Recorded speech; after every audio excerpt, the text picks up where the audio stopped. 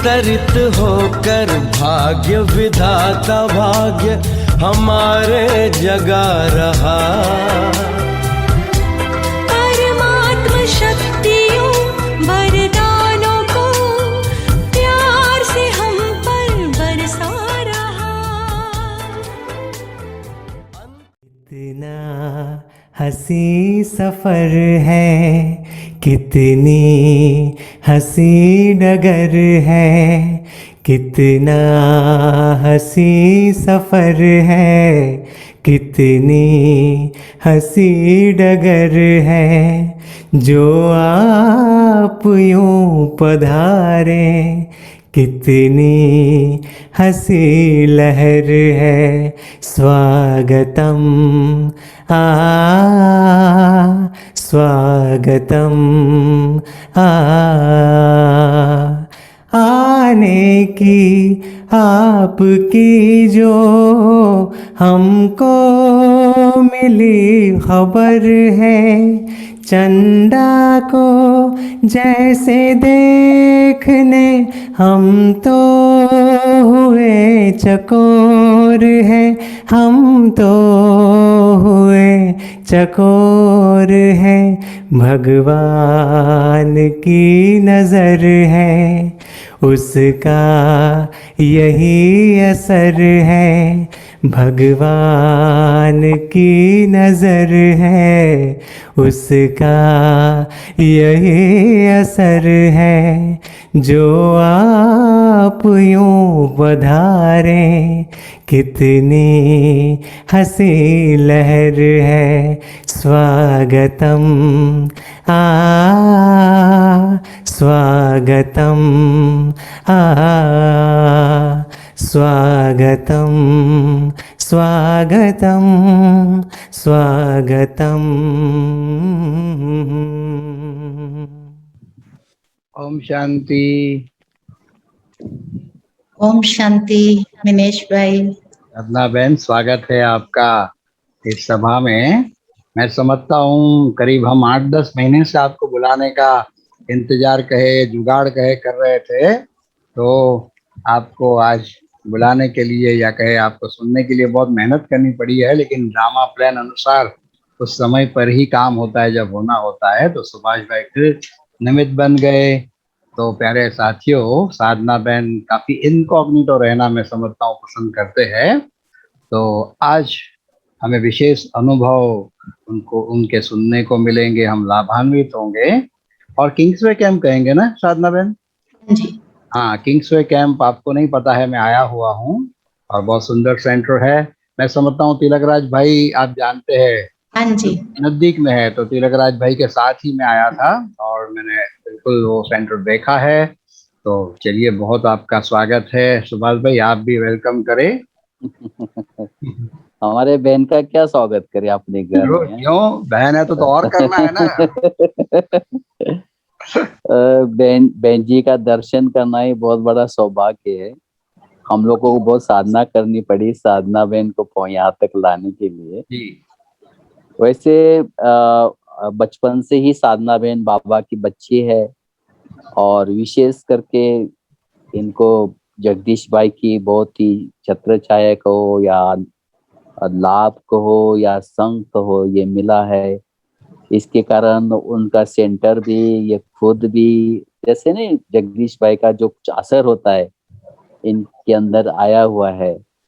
और इन्होंने बाबा तो है ही, लेकिन भाई साहब की प्रेरणा से उन्होंने 1989 में अपना पूरा जीवन समर्पित कर दिया। और साथ साथ तो ये बहनों को पास तो विशेष खासियत होती है। फिर स्ट्रेस मैनेजमेंट है, पर्सनालिटी है, यूथ है, एसएमएल, ये सारा कुछ तो आता ही इनको। लेकिन सबसे बड़ी बात है कि बाबा ने इनके द्वारा कई देशों में सेवा कराई है। करीब करीब 35 देशों में इनको जाना हुआ है और काफी सेवाएं इन्होंने की है। तो इनके अंदर जो विशेषता है, जो बाबा ने भरी हुई है और भाई साहब का जो पालना मिली है, और सबसे बड़ी बात है इनको भाई साहब के साथ अंतिम कुछ साल कंटिन्यू रहने का सौभाग्य मिला।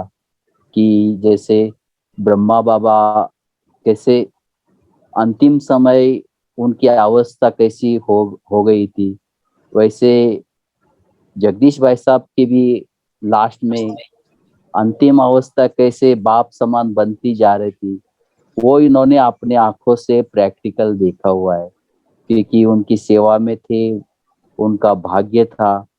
तो ऐसी चीजें जो हमको मिलेगी आज सुनने को, जो हमने कभी सुनी नहीं थी।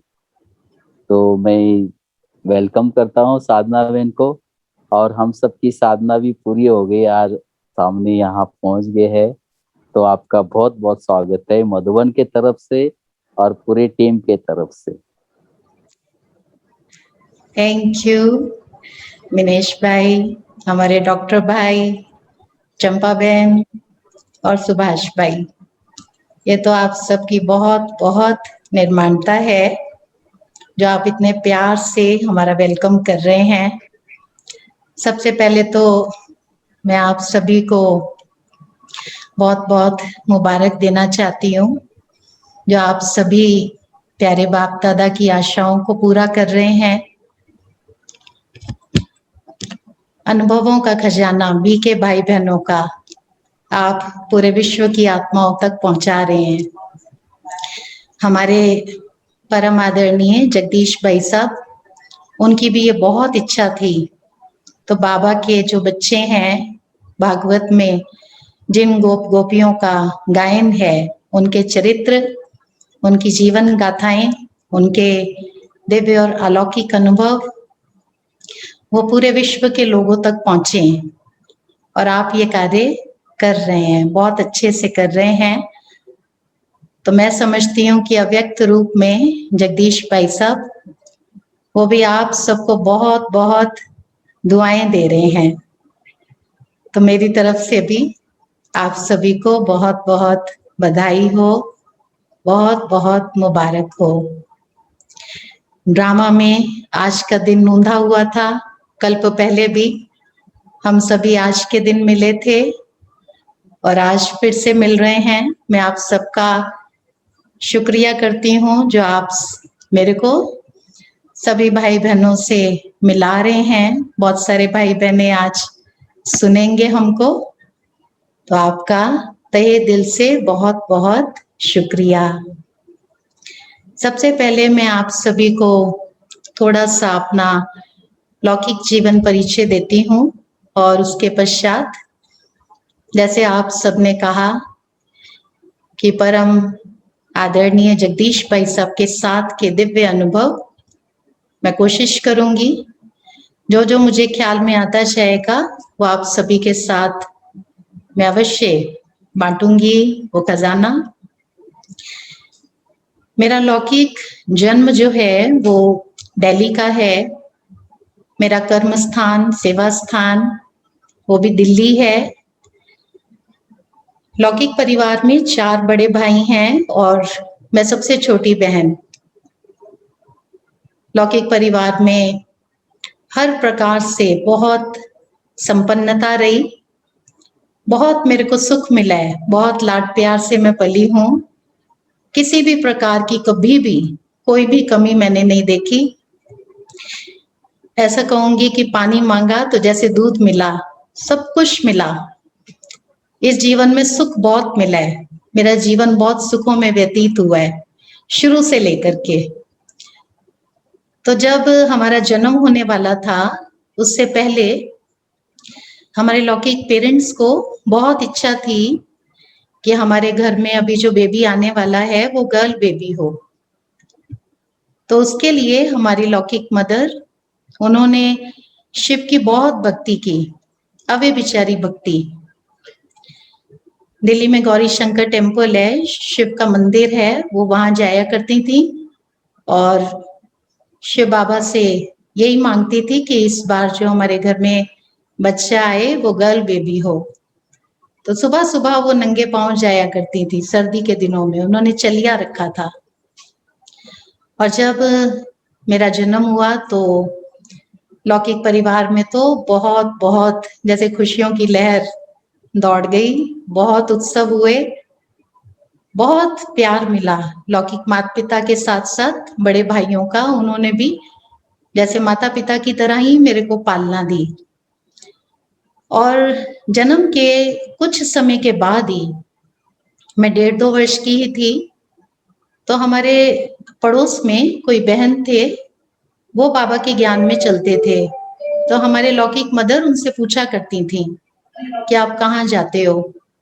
पहले तो वो बताते नहीं थे, क्योंकि उन दिनों सभी नियमों के कारण थोड़ा सा डरते थे। तो इनकी अभी छोटी आयु है, और अगर ये पवित्रता के मार्ग पर चल पड़ी तो इनके घर में कुछ ऊपर नीचे ना हो जाए। लेकिन हमारी लौकिक मदर उनसे पूछती रहती थी हमेशा। उनकी बहुत इच्छा थी कि ये कहाँ जाती हैं, मैं देखूं, क्योंकि वो वाइट ड्रेस पहनती थी, बैज लगाती थी। उनके जीवन का इनके ऊपर बहुत प्रभाव था। तो आखिर एक दिन वो इनको लेकर के गई, और जब बाबा के घर गई, पहला दिन आत्मा का लेसन सुना, तो पहले दिन ही इनको पूरा निश्चय हो गया कि जिस सत्य ज्ञान की तलाश में मैं थी वो मुझे मिल गया। और उस दिन से लेकर जब तक वो साकार में थी, उन्होंने बाबा के महावाक्य एक दिन भी मिस नहीं किए। बहुत निश्चय बुद्धि आत्मा, धारणा मूर्त, बहुत अच्छी आत्मा, वारिस क्वालिटी। बाबा उनको बहुत अव्यक्त रूप में वरदान देते रहे। दादियों का भी उनको बहुत प्यार मिला। दादियां भी जब भी उनको देखते थे तो कहते थे कि ये वारिस क्वालिटी है। तो हमारी लौकिक मदर, जब उनको ये ज्ञान प्राप्त हुआ तो उसके कुछ समय के बाद ही उनको जैसे एक दृश्य दिखाई दिया। और उस दृश्य में उन्होंने क्या देखा, तो बाबा उनको कह रहे हैं कि बच्ची, ये जो बच्ची है ना आपके पास, ये आपने भक्ति मार्ग में मेरे से मांग मांग के ली, मेरी पूजा की, और अब तो मैं आपको मिल गया हूँ, आपको मेरी पहचान हो गई है, तो ये तो मेरी बच्ची है। क्योंकि भक्ति में भी भक्तों की मनोकामनाएं भगवान पूरी तो करते हैं, तो ये तो मेरी बच्ची है। तो अब आपका फर्ज है इस बच्ची की पालना करना, इसको बड़ा करना, और इसको बड़ा करके आपको इसको मुझे ही वापस देना है। तो हमारी मदर ने, जब मैं गोद में ही थी, 1.5-2 साल की थी, तभी ये पक्का संकल्प कर लिया था, तो ये शिव बाबा की बच्ची है और मेरा कर्तव्य है सिर्फ इसकी परवरिश करना, इसको अच्छे संस्कार देना, और इसको मुझे बाबा को ही देना है। तो उनका ये दृढ़ संकल्प जो था, उसने मेरे को बाबा का बच्चा बनने में बहुत बहुत सहयोग दिया। लौकिक मदर के साथ ही छोटेपन से ही मैं बाबा के घर जाया करती थी। हमारे लौकिक फादर की पोस्टिंग होती थी, तो सबसे पहले चांदनी चौक से ज्ञान लिया था, वहां पर जाते थे। उसके बाद रजौरी गार्डन, फिर दिल्ली पांडव भवन। दादी गुलजार की भी बहुत पालना मिली हमारे परिवार को। और उसके बाद जब मैं सिर्फ 7-8 साल की थी, तो कमला नगर सेंटर हमने जाना शुरू किया। तो लौकिक पढ़ाई के साथ साथ ये अलौकिक पढ़ाई, ये भी हमारी चलती रही। हमारे घर में बाबा का कमरा था, बाबा को देखती थी तो बहुत मेरे को बाबा से प्यार आता था। लौकिक फादर से भी ज्यादा मेरे को बाबा से अपनेपन की महसूसता आती थी। मैं बाबा को देखती थी तो बस जैसे अभी गीत बना हुआ है ना, उस समय ही मेरा दिल ये गीत गाता था कि ओ बाबा तेरा मेरा है कल्प कल्प का प्यार। तो बाबा, मुझे ऐसा लगता था जैसे बस बाबा मेरा है, मैं बाबा की ही हूँ। बहुत प्यार मुझे बाबा के लिए आता था। और सेंटर पर भी जाती थी तो सेंटर का वायुमंडल वो भी बहुत प्रभावित करता था। शक्तिशाली वायुमंडल, पवित्रता का वायुमंडल, उसका भी बहुत आकर्षण था शुरू से। छोटेपन में ज्ञान की इतनी गहराई नहीं थी, मुरली तो सुनते थे लेकिन ज्ञान की बहुत गहराई नहीं थी। वायुमंडल का बहुत आकर्षण था। ब्रह्मा भोजन, उसके लिए बहुत प्यार था, बहुत रिगार्ड था। बाबा के घर का भोजन बहुत प्रिय था। वाइट ड्रेस भी बहुत अच्छी लगती थी मेरे को दीदियों की। और इस तरह से सेंटर पर जाते रहे, बाबा की मुरली भी सुनते रहे। कॉलेज पूरा हुआ, स्कूल पूरा करने के बाद कॉलेज की पढ़ाई जब मेरी पूरी हुई, तो इतने सालों में हर वर्ष मधुबन में भी जाना होता था। और समर वेकेशन में तो 2-2 मास हम मधुबन में चले जाते थे। वहां पर ओम शांति भवन में, म्यूजियम में जैसे टूरिस्ट आते थे तो हमको एज अ गाइड वहां पर सेवा मिलती थी उनको समझाने की। और वहां पर भंडारे में भी हम सेवा किया करते थे। कभी कभी समर वेकेशन में सेंटर पर भी मैं रहती थी। और फिर बच्चों के प्रोग्राम चलते थे, कन्याओं के प्रोग्राम चलते थे मधुबन में, तो उसमें भी जाना होता था। ड्रामा करते थे, गीत संगीत करते थे, पपेट शो करते थे, कव्वाली करते थे। तो दादियों को बहुत अच्छा लगता था, बहुत प्रिय लगता था, बहुत दादियां प्यार करती थी। तो दादियों के भी बहुत वरदान मिले, बहुत पालना मिली। अव्यक्त बाप दादा से अनेक बार मिलना हुआ। तो जब मैं कॉलेज में थी तो बाबा से मैं मिली, तो एक बार बाबा ने मेरे को वरदान दिया कि बच्ची सदा ब्रह्मा कुमारी हो। बाबा बहुत प्यार से दृष्टि दे रहे थे और बाबा ने ये महावाक्य उच्चारण करते हुए मेरे से पूछा, बच्ची सदा ब्रह्मा कुमारी हो, अपने को ब्रह्मा कुमारी समझती हो? तो मैं तो जैसे भगवान के प्यार में समाई हुई थी, शरीर का भान ही नहीं था। तो बाबा के सम्मुख मेरे मुख से कुछ भी निकला नहीं।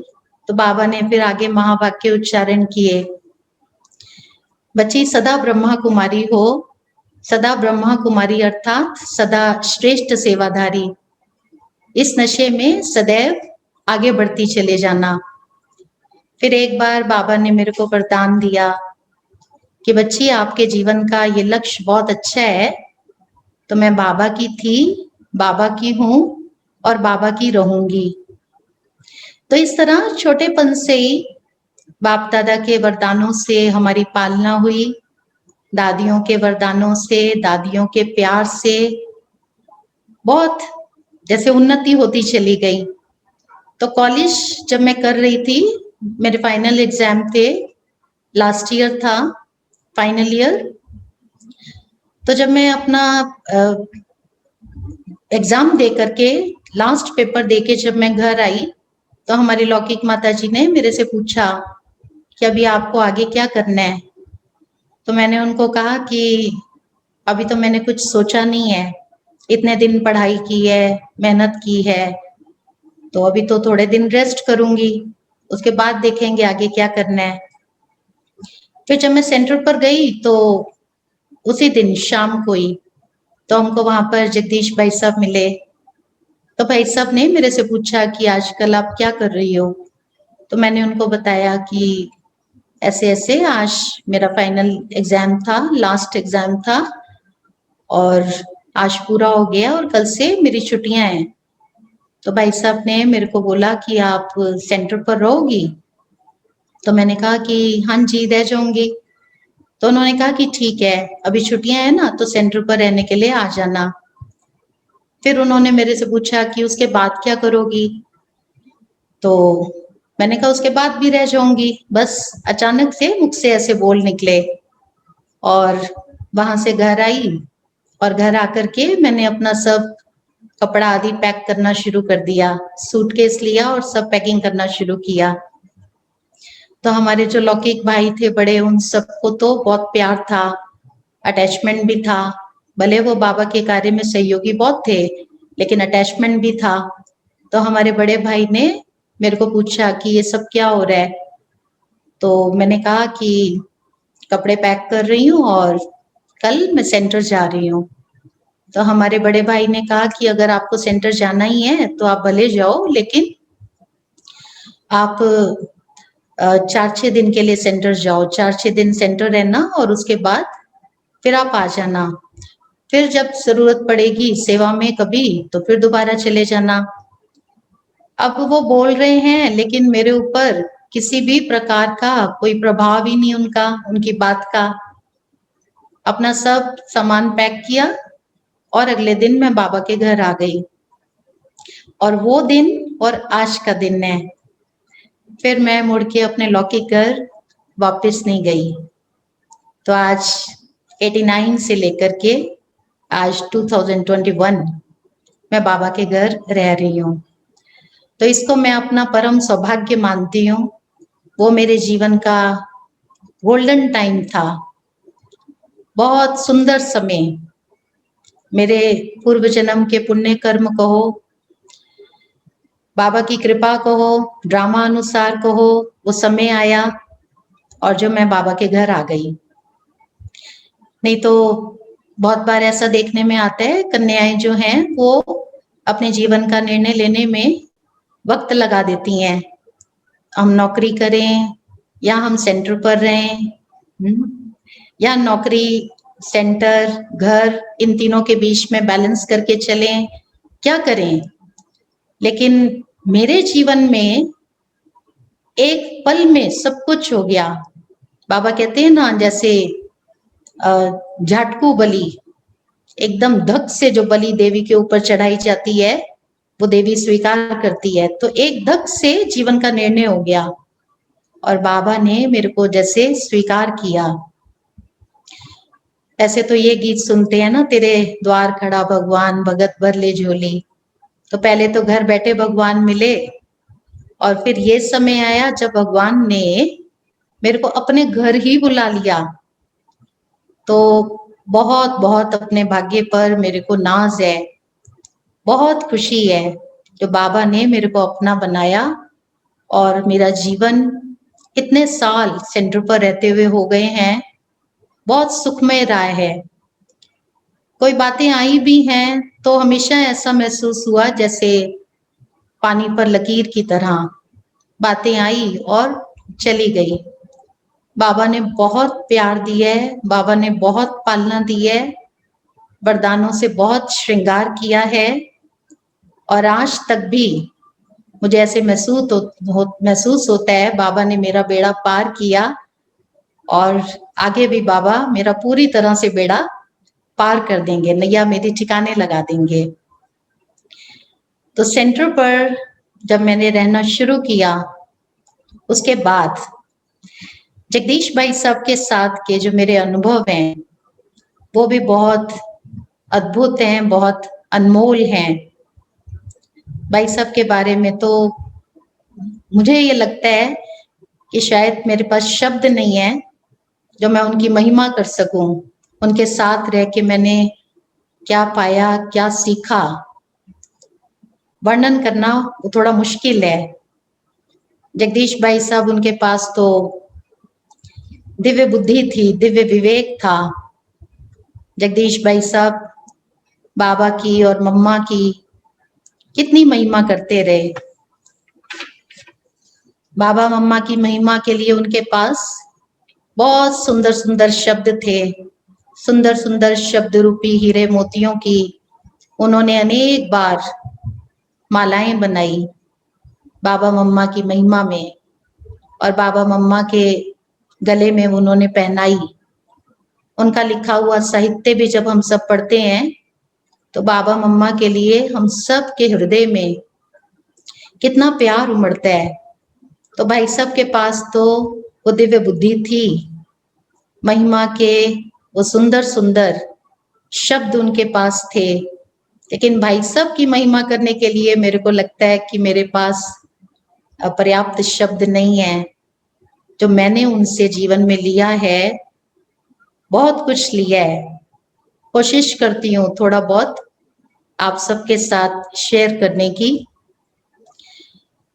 बाबा ने हमको इस ईश्वरीय विश्वविद्यालय में जो हमारा लक्ष्य है, नर से श्री नारायण और नारी से श्री लक्ष्मी बनना, उसके लिए 4 सब्जेक्ट्स की पढ़ाई बाबा ने हमको पढ़ाई है। मैंने भाई साहब के जीवन में ये देखा तो इन 4 सब्जेक्ट्स की पढ़ाई में भाई साहब हमेशा नंबर 1 रहे। सेवा का सब्जेक्ट अगर भाई साहब का देखें तो आदि से लेकर जब से वो बाबा के बच्चे बने, आप में से बहुत सारे भाई बहनों को मालूम होगा कि उनका ज्ञान में किस प्रकार आना हुआ। दिल्ली में थियोसॉफिकल सोसाइटी में कुंज दादी जी और दादी जानकी जी, उनका आना हुआ था, उनका भाषण हुआ था और उसी सभा में जगदीश भाई सब थे और दादियों के भाषण का उनके ऊपर बहुत प्रभाव पड़ा था। दादी जानकी जी ने विशेष रूप से योग कराया था और योग के दौरान ही भाई साहब को एकदम बॉडीलेस स्टेज का अनुभव हुआ था। उनको ऐसे महसूस हुआ था जैसे मेरी भौतिक काया नहीं है। उन्होंने अपने आप को जैसे प्रकाश ही प्रकाश में घिरा हुआ महसूस किया। बहुत सुंदर उनकी वो अनुभूति थी। और उसके पश्चात अगले दिन से ही वो कोर्स के लिए आने लगे। सोनीपत से वो आया करते थे कमला नगर और उन्होंने कोर्स शुरू किया। ज्ञान की क्लासेस लेने के साथ साथ उनका सेवा का पार्ट भी आदि से ही खुल गया था। वो दादियों से पूछा करते थे, कोई भी सेवा कार्य हो तो आप मेरे को अवश्य बताना। तो यज्ञ की उस समय कोई भी अगर स्थूल सेवा होती थी, सूक्ष्म सेवा होती थी तो दादियां उनको बताया करते थे। चाहे वो लिखने का कार्य हो, चाहे वो सेंटर की कोई भी स्थूल सेवा हो, कहीं पार्सल दे के आना है, किसी को कुछ जाके कहना है, कोई संदेश देना है, सब प्रकार के कार्य भाई साहब किया करते थे। तो उनका जो पार्ट था सेवा का वो आदि से ही प्रारंभ हो गया था। बर्फ खाने से वो बर्फ की सिलियां जो हैं अपने कंधों पर रख करके लाते थे और तपती हुई धूप में लू चलती थी तेज और आकर के दादियों को वो बर्फ का शरबत बना करके पिलाया करते थे। दादियों के लिए उनको बहुत प्यार था, बहुत सम्मान था। तो आदि से लेकर के जैसे सेवा के सब्जेक्ट में वो आत्मा नंबर 1 अंत तक, जब तक उनके प्राण थे तन में उन्होंने सेवा की। उनके रोम रोम श्वास श्वास में बाबा की सेवा समाई हुई थी। शरीर छोड़ने से लगभग 1 हफ्ता पहले, 5-6 दिन पहले ग्लोबल हॉस्पिटल में वो आईसीयू में थे और बहुत सारे भाई बहनों से उनका मिलना हुआ था। उनका जो शारीरिक स्वास्थ्य था वो काफी खराब था, बीमारी जो थी वो बहुत उग्र रूप में थी, लेकिन अपने शारीरिक स्वास्थ्य की परवाह न करते हुए वो दृश्य सामने आता है। तो भाई साहब एक एक भाई बहन से मिले, एक एक को उन्होंने बहुत प्यार से दृष्टि दी, एक एक के हाथ में टोली दी और एक एक के प्रति महावाक्य उच्चारण किए। और उस समय भाई साहब ने हमारे सिर पर भी अपना वरदानी हाथ रखा था,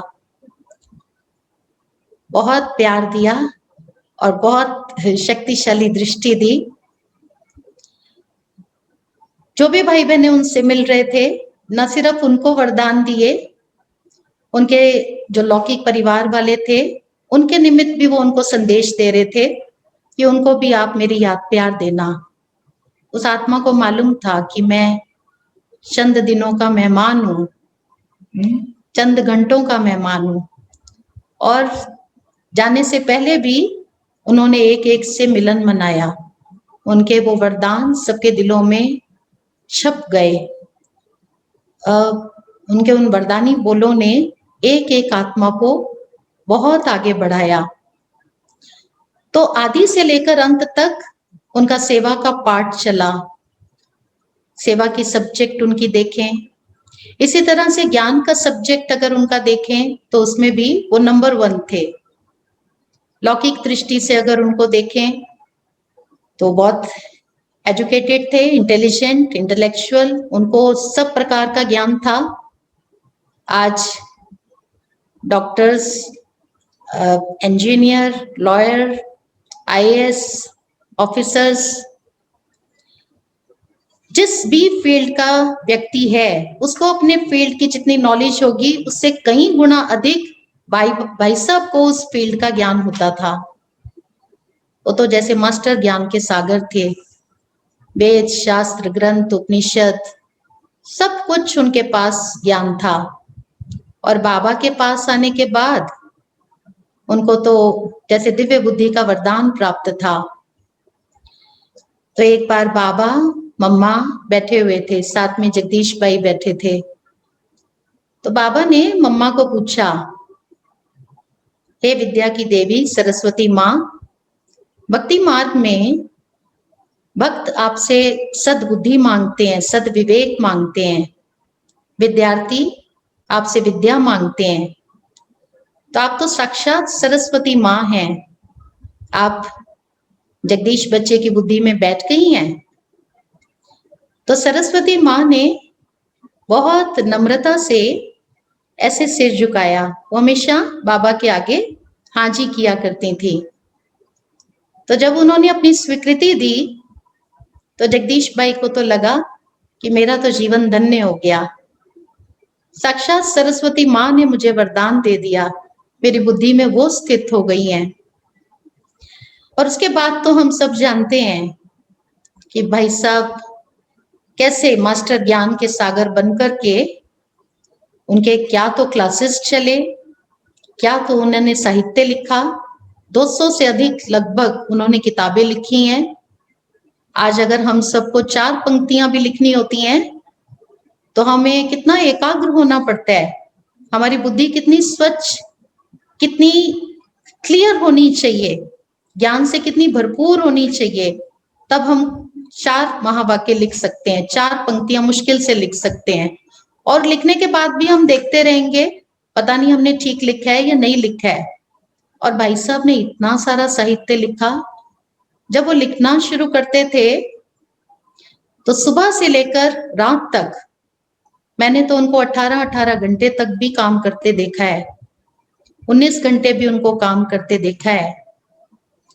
जब वो लिखते थे तो एक साधारण सा पलंग था जिस पर वो बैठा करते थे, घुटने फोल्ड करके बैठते थे।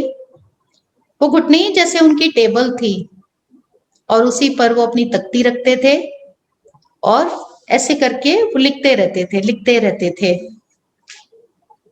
जब वो क्लास कराया करते थे तो जैसे समा बन जाता था, सुनने वाले दग्ध चित्त एकाग्र चित्त होकर के उनके क्लासेस सुनते थे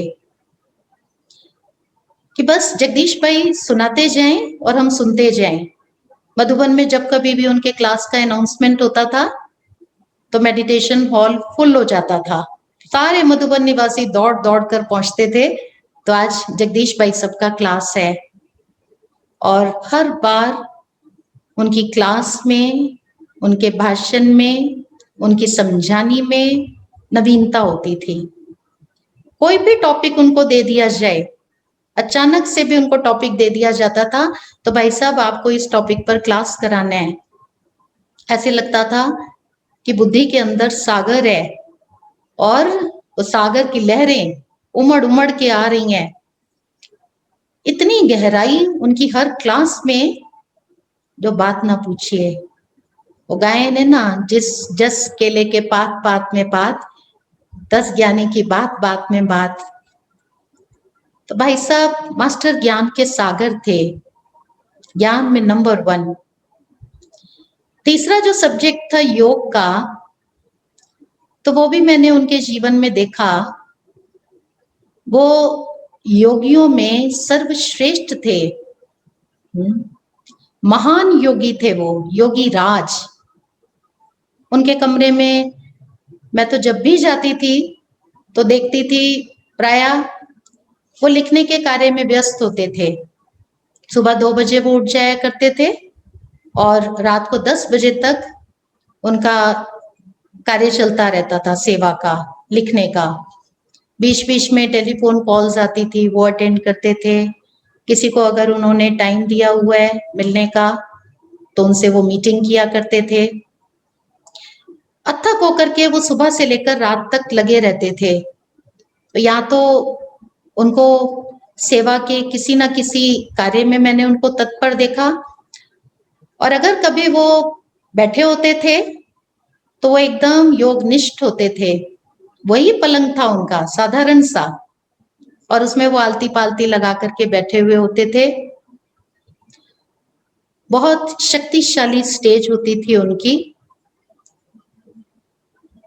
बुद्धि के कैमरे में वो सारी रील जो है वो खुल रही है, ऐसे लगता है जैसे उसी कमरे में पहुंच गई हूँ। बहुत बहुत पावरफुल वाइब्रेशंस होते थे। उनका जो आभा मंडल था वो बहुत विकसित था, बहुत विकसित था। उनकी दृष्टि में बहुत ताकत थी। बहुत बार उन्होंने मेरे को भी योग कराया। ये मेरा परम सौभाग्य रहा जो मेरे को भाई साहब की दृष्टि मिली। जब वो दृष्टि देते थे तो इस साकार दुनिया से वो गुम कर देते थे। ऐसे लगता था जैसे आत्मा को उन्होंने उड़ा दिया इस साकार लोक से दूर, सूक्ष्म लोक में, परम धाम में। और जब वो अपनी दृष्टि की शक्ति को खींचते थे, कम करते थे, तब मेरे को महसूस होता था जैसे मैं वापस साकार दुनिया में आ गई हूँ, साकार शरीर में हूँ। मेल फीमेल जेंडर की फीलिंग से वो बहुत ऊपर थे, तपस्वी थे वो, बहुत शक्तिशाली उनका योग था। सिर्फ लेखन कार्य में ही वो प्रवीण नहीं थे, सेवा कार्यों में ही सिर्फ वो आगे नहीं थे, वो जबरदस्त योगी थे। शिव बाबा के साथ, ब्रह्मा बाबा के साथ, जगदम्बा माँ के साथ उनका अटूट प्यार था, नेचुरल योग था उनका। और गुणों के बारे में जो हमारा सब्जेक्ट है, मैं तो ऐसा कहूंगी कि वो गुणों की मूर्ति थे। बाबा 36 दिव्य गुणों की बात करते हैं। मैंने तो उनके जीवन में सभी गुणों का अनुभव किया। शुभ भावना, शुभ कामना रखना ये एक बहुत बड़ा दैवी गुण है। भाई साहब की सबके प्रति बहुत शुभ भावना, शुभ कामना थी। वो चाहते थे सभी बाबा के बच्चे बाबा से पूरा पूरा वर्षा ले लें, बाबा के नजदीक आए। बुजुर्गों के साथ बुजुर्ग होकर के चलना, युवाओं के साथ युवा रूप से चलना, माताओं के साथ माताओं की रीति से चलना, बच्चों के साथ बच्चों की रीति से चलना, ये मैंने भाई साहब के जीवन में देखा। मेरे को तो उन्होंने ऐसा स्नेह दिया, ऐसा शुद्ध प्यार दिया, माता पिता के समान। लौकिक माता पिता कभी भी याद नहीं आए सेंटर पर आने के बाद। बहुत उन्होंने मेरे को आगे बढ़ाया। भाई साहब की हमेशा ये शुभ कामना रहती थी कि सभी बहनें जो हैं वो ऑलराउंडर होनी चाहिए, उनको सब प्रकार का सेवा का कार्य आना चाहिए। ऐसा नहीं कि अगर कोई बहन ऑफिस का कार्य कर रही हैं तो वो सिर्फ ऑफिस का काम ही करें, अगर कोई बहन किचन में है तो सिर्फ वो किचन का ही डिपार्टमेंट संभालें, कोई बहन अगर मुरली सुनाती हैं, कोर्स कराती हैं तो वो सिर्फ वही कार्य करें। भाई साहब कहते थे कि नहीं, सब बहनों को सब प्रकार का काम आना चाहिए। तो गीत गाना, कविता लिखना, कविता सुनाना, कोर्स कराना, मुरली सुनाना, ऑफिस का काम करना, सब कुछ सबको आना चाहिए। और हमने भी भाई साहब के साथ ये सब प्रकार की सेवाएं की। उनके साथ उनके लेखन कार्य में भी उनको मदद की। भाई साहब वर्ल्ड रिन्यूअल के लिए, ज्ञानामृत के लिए आर्टिकल लिखते थे, भाई साहब साहित्य लिखते थे। तो भाई साहब बोलते जाते थे, हम लिखते जाते थे। उन दिनों में मैनुअल टाइपराइटर होते थे, तो भाई साहब टाइपिंग का काम भी देते थे। और इधर भाई साहब लिखते थे तो जहाँ टाइपराइटर रखा था वो कमरा थोड़ा दूर था, तो भाई साहब लिखते थे तो मैं टाइप कर देती थी। स्पीड भी बहुत अच्छी थी। और भाई साहब को बहुत पसंद था जिनकी काम करने की स्पीड बहुत अच्छी होती थी, क्योंकि उनकी खुद की काम करने की स्पीड बहुत अच्छी थी। इसलिए 72 इयर्स की एज में भाई साहब ने जितना काम कोई पौने 200 साल की उम्र वाला व्यक्ति करे, भाई साहब ने वो 72 इयर्स की एज में किया होगा। बहुत कार्य किया उन्होंने। तो इधर भाई साहब लिखते थे, उधर हम टाइप करते थे, इधर लिखते थे, उधर टाइप करते थे। फिर भाई साहब वहां आते भी थे, अपना लिख करके वो पेपर लेके आते थे, ये टाइप करना है। बड़े खुश होते थे जब उनका काम कर देते थे और जल्दी जल्दी करते थे। उनको बहुत अच्छा लगता था, बहुत अप्रिशिएट करते थे। और कार्य में उनको बहुत परफेक्शन चाहिए थी, एक्यूरेसी चाहिए थी। तो वो भी शुरू से संस्कार था। कोई भी कार्य जब भी किया, बहुत एक्यूरेट किया और परफेक्शन से किया। तो भाई साहब बहुत अप्रिशिएट करते थे, बहुत बहुत खुश होते थे। जैसे माँ बाप अपने बच्चों को देखकर खुश होते हैं ना, तो ऐसे हमारे किए हुए छोटे छोटे कार्यों की वो बहुत महिमा करते थे।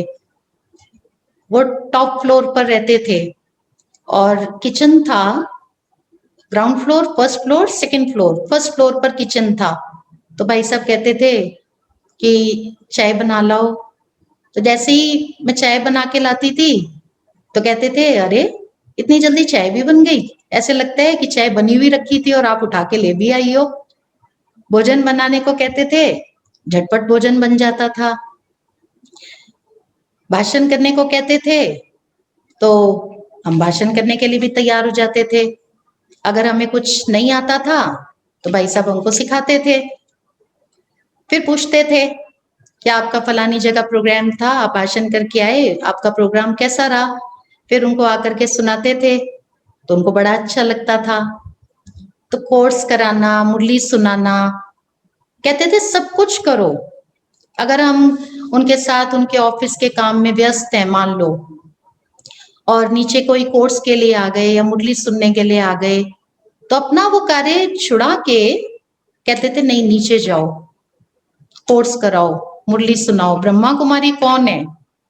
ब्रह्मा कुमारी की डेफिनेशन उनके अनुसार जो कोर्स कराए, बाबा का परिचय देवे सबको और बाबा के महावाक्य जरूर सुनाए, वो है ब्रह्मा कुमारी। तो वो चाहते थे कि हम ऑलराउंडर बने, अथक होकर के बाबा का कार्य करें, सब प्रकार का हमें सब कुछ आना चाहिए। हमारे जो लौकिक बड़े भाई थे उन्होंने भी भाई साहब के साथ टाइपिंग का काफी समय तक काम किया। सुबह सुबह कमला नगर पहुंच जाते थे तो भाई साहब लिखते थे, वो टाइप करते थे। उनकी स्पीड भी बहुत अच्छी थी, तो भाई साहब उनको भी बहुत प्यार करते थे, बहुत महिमा करते थे।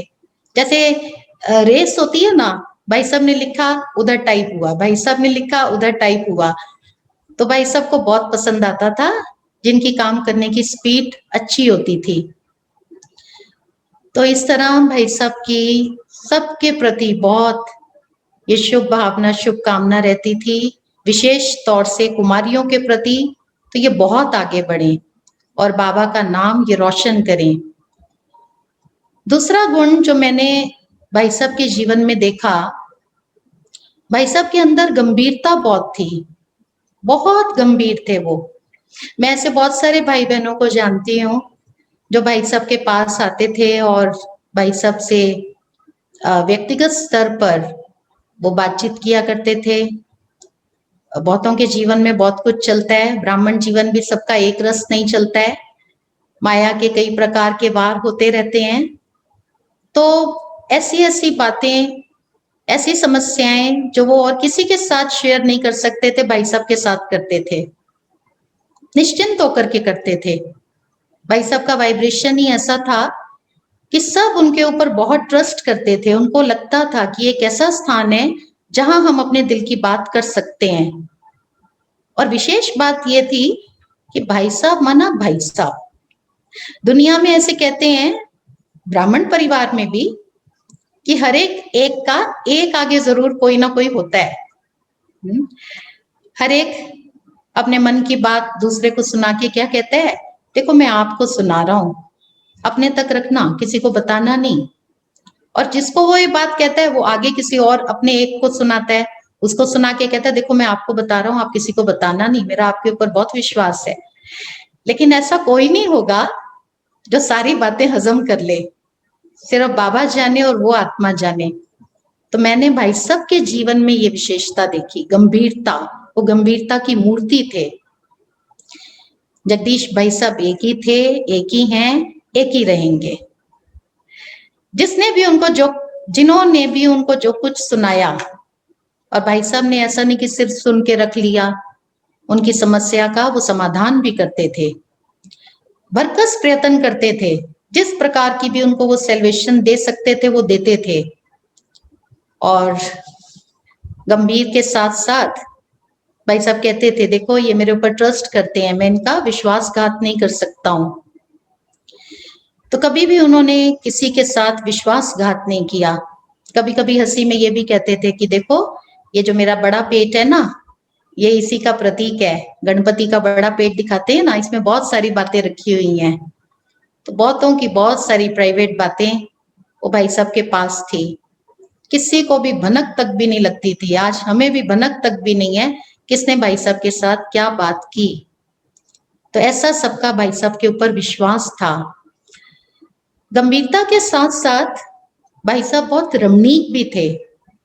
हंसते थे ना तो उनकी आंखों में बहुत जैसे पानी आ जाता था। बहुत हंसते थे जब हंसते थे। तो मैं तो उनको बहुत सारे चुटकुले सुनाती थी, गीत सुनाती थी, पंजाबी चुटकुले भी सुनाती थी। बहुत हंसते थे, बहुत एंजॉय करते थे। रमणीकता बहुत थी उनके पास। कई लोग ऐसे सोचते थे कि जैसे जगदीश भाई साहब थोड़े स्ट्रिक्ट हैं, गंभीर हैं, लेकिन गंभीर भी थे और साथ साथ रमणीक भी वो थे। रमणीकता में भी कोई कमी नहीं थी। वो हमको भी बहुत हंसाते थे, सब बहनों को। तो एक गुण जो मैंने उनके जीवन में देखा वो था गंभीरता का गुण। तीसरा गुण जो मैंने उनके जीवन में देखा वो था प्रेम का गुण। भाई साहब ने मम्मा और बाबा से बहुत प्यार पाया था, बहुत प्यार। हम सब जानते हैं ना, ब्रह्मा बाबा ने उनको कितने वरदान दिए, सरस्वती माँ ने उनको कितने वरदान दिए। तो वो हमको सुनाया करते थे कि मैं बाबा के साथ लेटता भी था, बाबा के साथ खाता पीता भी था। बाबा मेरे को अपने सामने बिठा करके अपने हाथों से मुझे खिलाते थे। सुबह सुबह बाबा जब 2 बजे जाग जाते थे तो सामने ही भाई साहब का कमरा होता था। तो बाबा लच्छू दादी को भेजते थे और कहते थे कि जाकर के संदेश दे करके आओ जगदीश बच्चे को कि बाबा याद फरमा रहे हैं। तो सुबह सुबह बाबा इनको ऐसे बुलावा देते थे। ये नहीं कहते थे बाबा बुला रहे हैं, बाबा याद फरमा रहे हैं। बाबा की रॉयल्टी कितनी थी। तो कहा मैं सुबह सुबह बाबा के पास आता था, शिव बाबा की प्रवेशता होती थी और शिव बाबा बाबा के तन में प्रवेश होकर के मेरे को डायरेक्शन देते थे सेवा के लिए। कहने का तात्पर्य उन्होंने बाबा का बहुत प्यार पाया, बहुत। बाबा ने उनके साथ खेला भी, बाबा उनके साथ बैडमिंटन भी खेलते थे। तो एक बार सुना रहे थे कि बाबा के साथ जब मैं बैडमिंटन खेल रहा था तो मैं हार रहा था और शटल जो है वो जमीन पे गिर गई। तो मैंने गिरी हुई को उठा के दूसरी तरफ फेंक दिया। तो जो और भाई बहने देख रहे थे ना, तो उन्होंने बाबा को कहा, देखो बाबा ये जगदीश क्या करता है, देखो क्या करता है, ये गिरी हुई को उठा के फेंकता है। तो बाबा ने बड़े प्यार से मुस्कुरा के कहा कि बच्चे देखो, भगवान भी तो इस दुनिया में गिरे हुए को उठाने आया है। तो अगर बच्चे ने गिरी हुई शटल को उठा भी दिया तो क्या बुरा किया।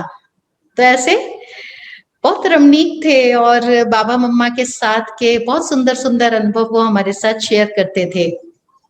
उनके रूम में पेलमेट थे, तो उसके ऊपर बाबा मम्मा के चित्र रखे हुए थे चारों तरफ। और जब वो बाबा और मम्मा के बारे में हम सबको सुनाते थे तो मैंने तो विशेष रूप से ये अनुभव किया कि जब भी वो बाबा मम्मा की बात करते थे तो बाबा मम्मा के चित्र को देखते देखते उनके आंखों में प्रेम के मोती उतर आते थे। वो बहुत भाव विभोर हो जाते थे, बहुत साकार यादों में जैसे वो खो जाते थे। तो बाबा मम्मा के प्रति जो उनका प्यार था वो उनके साथ जैसे हम रहे ना, तो उनके साथ रहते रहते मेरे दिल में तो विशेष तौर पे मैं अपनी बात कहूंगी कि बाबा और मम्मा के लिए बहुत प्यार भर गया, हड्डियों में प्यार चला गया। आज बहुत सारे ऐसे भाई बहने होंगे जिनका शिव बाबा के साथ तो प्यार है, लेकिन ब्रह्मा बाबा और जगदम्बा माँ के साथ भी प्यार हो, बहुत प्यार हो, तो मेरा तो बहुत प्यार है ब्रह्मा बाबा और जगदम्बा माँ के साथ। तो भाई साहब ने बाबा मम्मा से जो प्यार पाया था, वही प्यार उन्होंने सब भाई बहनों के साथ बांटा, बहुत प्यार दिया सबको। कोई भी किसी कारणवश नाराज हो गया, किसी का मूड थोड़ा खराब हो गया, तो वो उसको बहुत प्यार से मनाते थे। उसको बैठ के अपने सामने बिठा के उसको वो भोजन खिलाते थे, हंसाते थे। जब तक मना नहीं लेते थे तब तक छोड़ते नहीं थे, बहुत प्यार देते थे। भोजन करते थे, एकदम एकदम सात्विक भोजन होता था उनका, बहुत सात्विक। एक सब्जी, दाल, चपाती, वैरायटी उनको पसंद नहीं थी। कहते थे वैरायटी बनाते हो ना तो मैं कंफ्यूज हो जाता हूँ, क्या खाऊं और क्या नहीं खाऊं, मेरे को सिंपल भोजन चाहिए। तो जनरल जो सबके लिए खाना बनता था वही भाई साहब के लिए खाना बनता था, उनके लिए स्पेशल कभी खाना नहीं बनता था अलग से। और वो भोजन करते तो मान लो कोई आ जाते, वैसे तो वो एकांत में ही भोजन करते थे, लेकिन मान लो अचानक से किसी ने पर्दा हटाया और देखा कि भाई साहब भोजन कर रहे हैं, तो भाई साहब उनको फिर अंदर बुलाते थे। फिर बहन को बोलते थे, जो बहन उनको भोजन सर्व कर रही होती थी, तो प्लेट लेकर के आओ और कटोरी लेके आओ। तो प्लेट कटोरी मंगा के फिर वो अपने भोजन में से कुछ थोड़ा हिस्सा फिर उनको खिलाते थे। तो मान लो हम सर्व कर रहे हैं तो हम कहते थे भाई साहब आप अपना खाना खाइए ना, तो ये जो भी आए हैं इनको हम देंगे खाना। और ले आते हैं किचन से, नहीं नहीं, अपने हिस्से का भोजन उनको खिलाते थे। तो वो जो उनका दिल का प्यार था वो उनको बहुत स्पर्श करता था, जिनको वो खिलाते थे उनके दिल को छूता था। तो भाई साहब हमको कितना प्यार करते हैं। एक बार मैं कॉलेज में थी, तो हम 6 कुमारियां मुरली क्लास के बाद ऊपर गए भाई साहब से मिलने के लिए। भाई साहब ब्रेकफास्ट करके अभी पूरा ही किया था और उनके पास दूध रखा था, तो अभी वो दूध पीने वाले थे, लेकिन हम लोग पहुंच गए। तो भाई साहब ने, जो बहन उनको सर्व कर रही थी, उसको बोला कि आप ऐसे करो 6 कटोरियां लेकर के आओ। और वो 6 कटोरियां मंगा के तो वो थोड़ा थोड़ा थोड़ा थोड़ा दूध वो 6 कटोरियों में उन्होंने बांट दिया, सबको पिलाया। आज तक भी मुझे वो दूध का टेस्ट याद है। उस दूध में जो भाई साहब का निस्वार्थ प्यार था, वो जो वाइब्रेशन था, वो दिल में समा गया। बहुत बहुत प्यार किया उन्होंने सबको। बड़ी बड़ी टोली का पीस नहीं खिलाते थे, छोटी छोटी टोली देते थे, थोड़ी थोड़ी टोली देते थे, होम्योपैथी की गोलियों की तरह से टोली खिलाते थे, लेकिन उसमें प्यार, गोली इतनी सी, माना टोली इतनी सी, और प्यार होगा ऐसे सागर के समान। तो जिसको भी वो टोली खिलाते थे ना, वो बहुत खुश होते थे। भाई साहब मुझे बहुत प्यार करते हैं, भाई साहब मुझे बहुत प्यार करते हैं। तो जो भी उनके संपर्क में आया, हर एक को उनसे अपनेपन की बहुत महसूसता आई, बहुत। क्लास के भाई बहनों का भी बहुत ध्यान रखते थे, बहनों से पूछते थे सभी भाई बहनें आ रहे हैं, सभी ठीक हैं, सभी का पुरुषार्थ कैसे चल रहा है। अगर कोई भाई नहीं आ रहे, कोई बहन नहीं आ रही है, तो क्या कारण है, फोन करके पूछो। तबीयत ठीक नहीं है तो उनके लिए फिर टोली भिजवाते थे। बारिश के दिन है, क्लास हो रही है और अचानक से बारिश शुरू हो गई, जैसे ही क्लास पूरी हुई, अब ये बहनें और ये भाई घर कैसे जाएंगे। तो फिर भाई को बोलते थे चलो आप सबको घर छोड़ करके आओ, तो कार से सबको घर छुड़वाते थे। बहुत प्यार देते थे सबको। वसुधैव कुटुंबकम जो कहते हैं ना, विश्व परिवार है, वो हमने भाई साहब के जीवन में देखा। उन्होंने सबको अपना माना, सबको। मधुबन में जाते थे तो मान लो वो पांडव भवन से ज्ञान सरोवर जा रहे हैं, रास्ते में कोई बहन कोई भाई पैदल मिल गए जाते हुए, ओ भाई को कहते थे भाई रोको, उनको भी गाड़ी में बिठा लेते थे। ज्ञान सरोवर से शांतिवन जा रहे हैं, रास्ते में कोई मिला, उनको बिठा लेते थे। इन्होंने सब भाई बहनों ने बाबा के यज्ञ में अपना तन मन धन सब सफल किया है। हमारा व्यक्तिगत रूप से कुछ भी नहीं है, ये जो भी सेवा के साधन है, जो भी सुविधाएं बाबा ने हमको दी हैं, ये हमारे सिर्फ व्यक्तिगत प्रयोग के लिए नहीं है, ये सबके लिए है।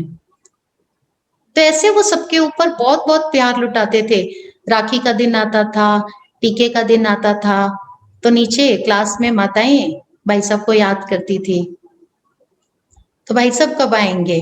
भाई साहब नीचे आते थे और माताएं बहुत प्यार से उनको राखी बांधती थी, तिलक लगाती थी। उनकी पूरी बाजू राखियों से भर जाती थी, माथा सारा तिलक से लाल लाल पूरा माथा। भाई साहब ने कभी नहीं देखा कौन गरीब, कौन अमीर, कौन कुरूप, कौन खूबसूरत, कौन पढ़ा लिखा, कौन अनपढ़।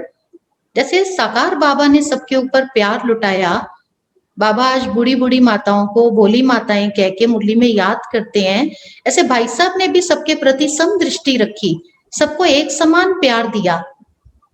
रोज सुबह मुरली क्लास में वो नहीं आते थे, उनका समय कीमती था। वो अमृत वेले योग के बाद मुरली ऊपर सुनते थे अपने कमरे में। हमने भी उनको बहुत बार मुरली सुनाई बाबा की पढ़कर, ये भी सौभाग्य मिला। रविवार के दिन वो मुरली क्लास में आते थे। मुरली क्लास के पश्चात उनका क्लास होता था। सबका बाबा की शिक्षाओं से खूब खूब श्रृंगार करते थे।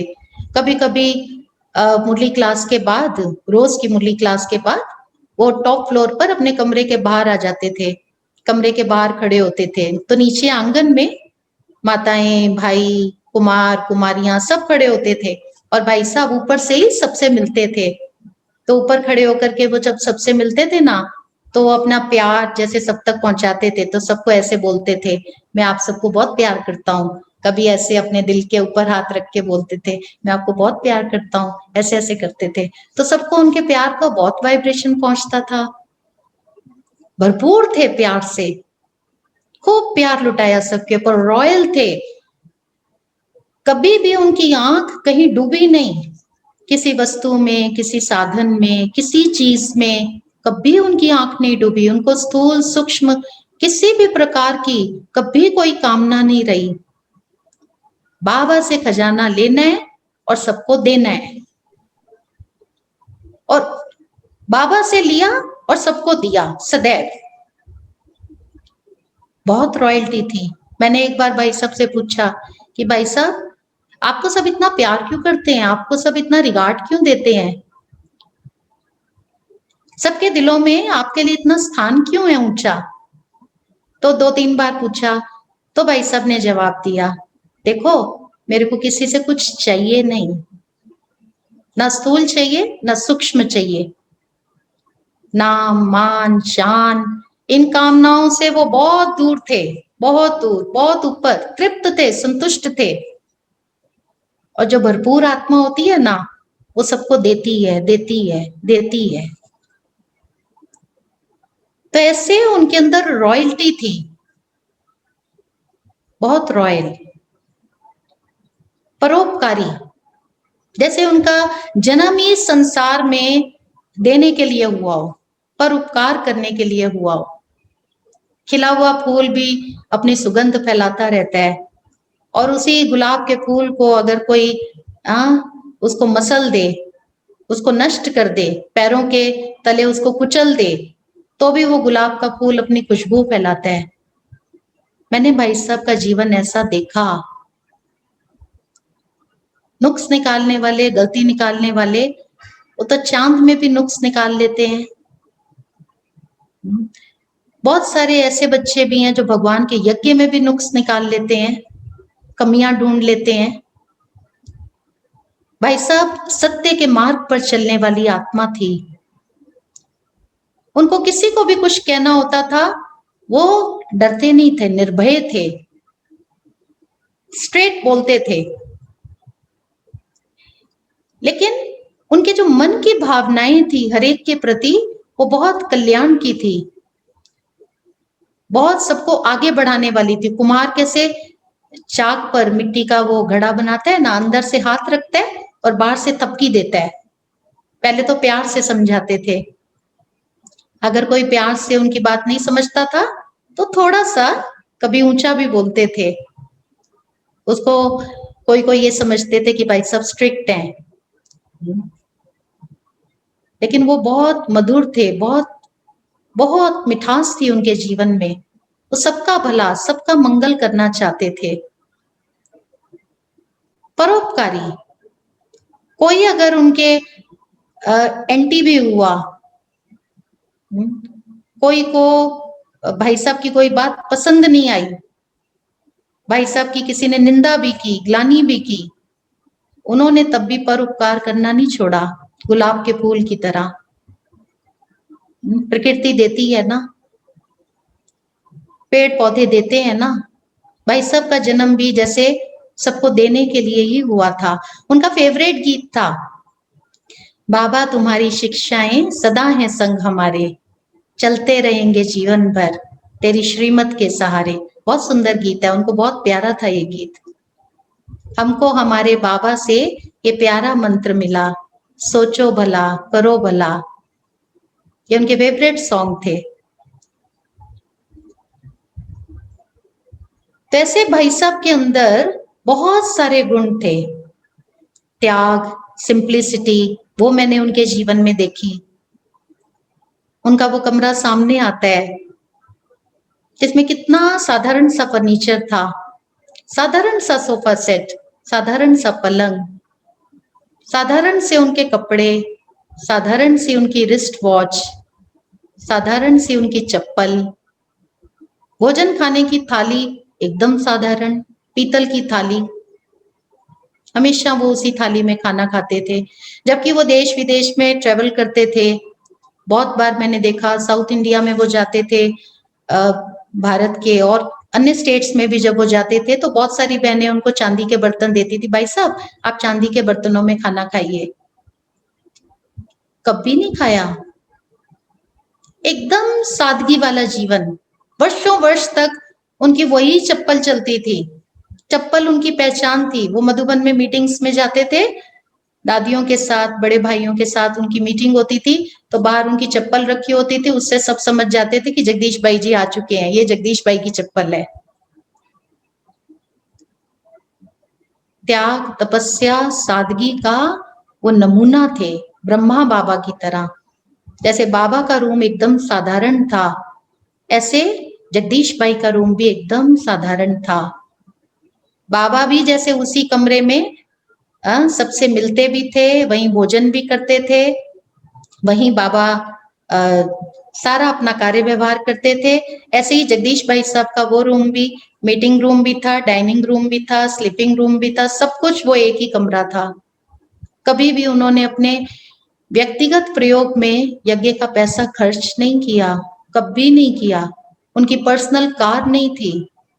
उनको जब शरीर का रोग भी आया तब भी वो नॉन एसी कार में जाते थे और जीबी पंत हॉस्पिटल में उनका ट्रीटमेंट चला, गवर्नमेंट हॉस्पिटल में। वो अपने ऊपर पैसा नहीं खर्च होने देते थे। बाबा के बच्चों ने ये पैसा दिया है, ये किस लिए दिया है? यज्ञ सेवा के लिए दिया है। गरीबों ने अपना पेट काट काट के दिया है, ये पैसा बाबा के यज्ञ की सेवाओं के विस्तार में लगना चाहिए। तभी तो आज भाई साहब हजारों लाखों के सामने एक उदाहरण है, प्रेरणा के स्रोत हैं। उनकी सादगी, उनके त्याग, उसको देखकर सब उनको फॉलो कर रहे हैं, सबके दिलों में उनकी छाप है, सब उनके गीत गाते हैं। निरहंकारिता, कहते हैं ना, योगी वही जिसने अहंकार को मारा हो। भाई साहब के जीवन में देखा, निरहंकारी थे। जैसे मैंने कहा कि लौकिक विद्याओं में भी वो प्रवीण थे और इस ज्ञान मार्ग में आने के बाद भी वो मास्टर ज्ञान सागर थे। क्या तो उन्होंने कार्य किए, उसका तो कोई जवाब ही नहीं है, कोई तुलना ही नहीं है। विंग्स की सेवाओं की उन्होंने शुरुआत की। हमारे 7 दिन के जो कोर्स के चित्र हैं उसमें भी बहुत सारी लिखत जगदीश भाई साहब की है। किंतु कितनी निर्माणता, कितनी निरहंकारिता। दादियों के समक्ष जब भी वो जाते थे तो हमेशा वो हाथ जोड़ करके खड़े होते थे, कभी दादियों के चरण स्पर्श करते थे, दादियों का वरदानी हाथ अपने सिर पर रखवाते थे। वो कहा करते थे कि ये दादियां भले लौकिक दुनिया के हिसाब से 3री 4थी क्लास पढ़ी हुई हैं, ज्यादा नहीं पढ़ी हैं लौकिक पढ़ाई, लेकिन विकारों को छोड़ने की पढ़ाई में ये मेरे से बहुत आगे हैं। बहुत निरहंकारी थे। अव्यक्त बाप दादा जब भाई साहब सभा में होते थे आगे आगे बैठे हुए, तो बाबा उनको बुलाते थे स्टेज पर। कितना बड़ा रिगार्ड है, भगवान बुलाता है, तब वो स्टेज पर जाते थे और बाबा के आगे भी हाथ जोड़ करके वो खड़े होते थे। उनके मन के भाव हमेशा ये रहे, वो सुनाया भी करते थे। तो मैं तो जैसे रोलू गोलू था। हाँ, ब्रह्मा बाबा कहते हैं ना, मैं गावड़े का छोरा था, नंगे पांव, सिर पर टोपी, दौड़ता था। तो जगदीश भाई साहब भी ये कहते थे कि मैं कोई लेखक नहीं था, मैं कोई विद्वान नहीं था लौकिक दृष्टिकोण से, ये तो बाबा की मेरे ऊपर कृपा हुई है। विद्या की देवी सरस्वती माँ के मेरे साथ वरदान है जो काम कर रहे हैं मेरे जीवन में। मेरे पास तो कुछ भी नहीं था। तो बाबा के आगे हाथ जोड़कर खड़े होते थे, तो बाबा जो कुछ दे दिया है वो आपने ही मेरे को दिया है। बहुत निरहंकारी। दादियों का तो सम्मान करते ही थे, बड़ी बहनों का सम्मान करते ही थे, लेकिन साथ साथ छोटी बहनों का भी बहुत सम्मान करते थे। सेंटर पर भी जब छोटी छोटी बहनें मधुबन जाते थे तो ऊपर से नीचे आते थे उनको विदाई देने के लिए। बादाम और इलायची, मिश्री वो खिला के उनको विदाई देते थे। आते थे मधुबन से, उनसे समाचार सुनते थे। 1992 में मैं पहली बार विदेश गई थी और जब मैं वापस आई तो जनवरी का महीना था, बहुत ठंड थी। और एयरपोर्ट से जब बाहर आई तो मैंने देखा भाई साहब आए हुए हैं। आज भी मैं वो दृश्य याद करती हूँ तो मुझे वंडर लगता है कि मैं तो इतनी छोटी सी कन्या और मेरे को लेने के लिए देखो आया कौन है, भाई साहब आए हैं मेरे को रिसीव करने। तो उनकी वो निरहंकारिता, उनकी निर्माणता, उनका वो सम्मान देना वो दिल में समा गया है। एक बार एक बहन मधुबन से आए तो दादी प्रकाश मणि जी, उन्होंने उनको कहा था कि आप अभी थोड़े दिन और रुक जाओ। तो जब वो वापस आई सुबह सुबह ट्रेन से, तो उन्होंने भाई साहब को सुनाया कि मेरे को तो दादी जी अपने अभी रुकने के लिए कह रहे थे। तो भाई साहब ने कहा कि फिर आप क्यों आई? दादी ने कहा था आपको रुकना चाहिए था। तो अभी ऐसे करो, कपड़े धुलाई करो और अभी जो दोपहर की ट्रेन है उसे वापस मधुबन जाओ। उनको मधुबन भेजा दोपहर की ट्रेन से। इतना उनको दादियों के लिए रिगार्ड था, इतना सम्मान था। लंदन में उनके साथ ट्रेवल किया। उनका शारीरिक स्वास्थ्य ठीक नहीं था, बिल्कुल ठीक नहीं था, लेकिन लंदन में भी ग्लोबल हाउस में दादी जानकी जी क्लास कराने के लिए आते थे। तो भाई साहब बालकनी में बैठते थे, दादी का क्लास सुनते थे, कभी क्लास मिस नहीं करते थे। दादी जानकी कहते थे जगदीश भाई आपको क्लास कराना है मुरली क्लास के बाद। जी दादी, क्लास कराते थे। लंदन में उनके बहुत अच्छे अच्छे क्लासेस हुए। कितना सम्मान था उनको दादियों के प्रति। तो ऐसे देखा मैंने उनके जीवन में बहुत निर्माणता, बहुत नम्रता, निर्भयता, ये गुण मैंने उनके जीवन में देखा। योगी तो वही है ना जिसको किसी भी प्रकार का कोई भय ना हो। जब हमने समझ लिया कि मैं आत्मा हूं और मैं आत्मा अजर अमर अविनाशी हूं, तो जो आत्मिक स्वरूप में स्थित है उसको भय किस बात का? भय तो देह अभिमान से आता है। भाई साहब के जीवन में कभी भय नहीं देखा, कभी डर नहीं देखा। यज्ञ में शुरू से लेकर के कितने विघ्न आए, कितने हंगामे हुए, कितने विरोध हुए, बाबा प्रायः जगदीश भाई साहब को भेजा करते थे, कभी भी वो भयभीत नहीं हुए। उन्होंने हर विघ्न का गणपति बनकर के विनाश किया, सर्व समस्याओं का उन्होंने समाधान किया। और सबसे बड़ी परीक्षा जो मनुष्य के जीवन की है वो है शरीर का रोग, शरीर की बीमारी। इससे बड़ी परीक्षा मैं नहीं समझती कि कोई होगी। और जिसका भाई साहब को काफी समय पहले से आभास था, उनको मालूम था, वो पहले से ही कहा करते थे कि मेरी जो आयु है वो 72 साल है, 72 ईयर्स बस। और मेरा जो शरीर का अंत होगा, पुरानी देह का, वो पेट के रोग से होगा। तो जब उनको ये बीमारी हुई लिवर की, लिवर सिरोसिस, उसके बाद उनके बहुत सारे ट्रीटमेंट हुए दिल्ली में, लंदन में, मुंबई में, फिर ग्लोबल हॉस्पिटल में। उनको मालूम था कि ये बीमारी कहीं भी रुकने वाली नहीं है। डॉक्टर्स कहते थे कि अगर कोई और पेशेंट होता तो वो तो 1-2 साल में चलता बनता, ये तो योगी हैं, योग की शक्ति से इन्होंने इतना समय निकाला है। तो जब उनके कोई टेस्ट होते थे, ब्लड टेस्ट होते थे, उनकी एंडोस्कोपी होती थी, कोलोनोस्कोपी होती थी, बहुत सारे उनके टेस्ट होते थे, अल्फा फीटोप्रोटीन, कैंसर के टेस्ट होते थे, अपनी रिपोर्ट्स वो पढ़ते थे। जब भी रिपोर्ट आती थी तो वो मेरे को भी बोलते थे, रिपोर्ट आ गई? हाँ भाई साहब आ गई है, लाओ मेरे पास ले आओ। और रिपोर्ट देखते थे, पढ़ते थे, उनको मालूम पड़ता था कि मेरी बीमारी बढ़ती जा रही है और मेरे जीवन के दिन जो हैं वो अब कम होते जा रहे हैं। पर भय नहीं देखा कभी भी उनके चेहरे पर, चिंता की कोई रेखा उनके चेहरे पर हमने कभी नहीं देखी, एकदम निश्चिंत उनको देखा। शरीर छोड़ने से पहले उनकी इच्छा थी कि मैं सारे कार्य निपटा लूं। आईसीयू में भी उनकी मीटिंग्स चलती रहती थी। आज किसी व्यक्ति को कोई छोटा सा रोग हो और उसको हम कोई काम दे दें, वो कहेगा अरे आपको काम की पड़ी है, मैं मर रहा हूं। हाँ, और भाई साहब उनको तो मालूम था, स्पष्ट रूप से मालूम था कि अभी ये यात्रा ज्यादा समय की नहीं है, अब थोड़े से गिनती के दिन रह गए हैं।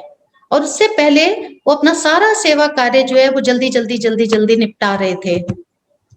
की अंतिम इच्छा थी, वो 2 किताबें लिखना चाहते थे। एक तो आदि पिता ब्रह्मा बाबा के ऊपर, यही है सृष्टि के प्रथम मानव, आदम, एडम, जिनको हर धर्म में याद किया गया है, तो यही है प्रजापिता ब्रह्मा। और दूसरी किताब वो लिखना चाहते थे ब्रह्मचर्य के ऊपर, कि सतयुग में योग बल से संतान कैसे होती है। किंतु ये दोनों किताबें वो लिख नहीं पाए। तो शरीर छोड़ने से कुछ दिन पहले उनकी आंखें भर आई थी। इतना सब कुछ उन्होंने किया, लेकिन फिर भी उनकी आंखें भर आई कि मैं बाबा को अपने साकार में होते हुए प्रत्यक्ष नहीं कर पाया, विश्व के सामने मैं ला नहीं पाया, और ये अरमान लेकर के मैं जा रहा हूं। तो ऐसे थे हमारे भाई साहब, गुणों की मूर्ति। ये तो कुछ ही गुण उनके मैंने आप सबके साथ शेयर किए। मेरे दृष्टिकोण में तो वो सत्य का स्वरूप थे, धर्म अर्थात धारणा का स्वरूप थे, युधिष्ठिर थे, ज्ञान को अर्जन करने वाले नंबर 1 अर्जुन थे, ब्रह्मा बाप की नकल करने वाले वही नकुल थे, ईश्वरीय कार्यों में तन मन धन समय श्वास संकल्प से पूर्ण रूप से सहयोगी बनने वाले सहदेव थे, सर्व शक्तियों से संपन्न भीम थे। भाई साहब ने मेरे को बहुत कुछ जीवन में दिया है। उनकी पालना, उनकी शिक्षाएं, उनका प्यार वो दिल में समाया हुआ है। समय प्रति समय उन्होंने बहुत दिए।